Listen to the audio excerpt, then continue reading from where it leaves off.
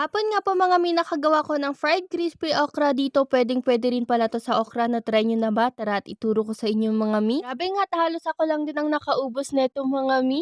Puwede pala siya isawsaw sa mayo tapos suka mga mi, pero ako nga itong mayo lang ang gusto ko. Kung saan ako lang din mga mi ang nakaubos nito at nagpapak nga. Tara nga at ito meron akong ni-ready na okra dito. Halos 1 kilo nga rin kasi yung dala ni Mario na okra mga mi, kaya naman hindi ko alam kung saan ko nga gagamitin. Kaya naman nanood na naman ako sa YT University mga mi na kung saan ito nga po yung napili kong gawin dito sa aking mga okra. Wala pa nga tayong intro mga mi, kaya naman hi mga mi, another day, another mini vlog na kasama ang tilaok ng mga manok sa voice over ko.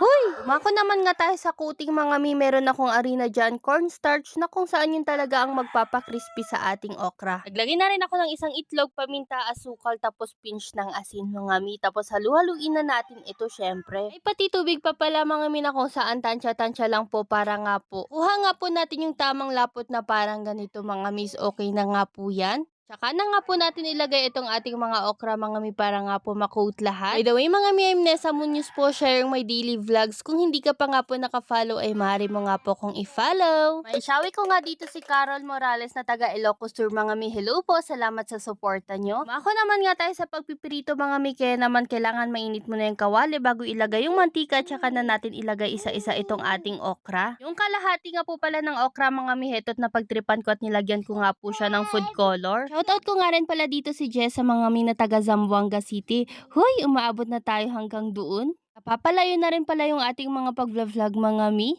Kaya naman kung gusto mong magbasyawi, comment mo lang dyan sa ating comment section. Kung ganito na pala nag-golden brown na mga mi ay pwedeng-pwede na nga po natin hanguin ito. Grabe no, hindi natin namamalayan na may mga nagpapa-shoutout na rin pala sa atin. Kung saan lubos po akong nagpapasalamat sa inyo mga mi sa suporta nyo at sa pagtapos nyo ng aking vlog. Yun lang po for today's video. Salamat sa inyong panonood. Please follow, like, and share po. Bye-bye mo!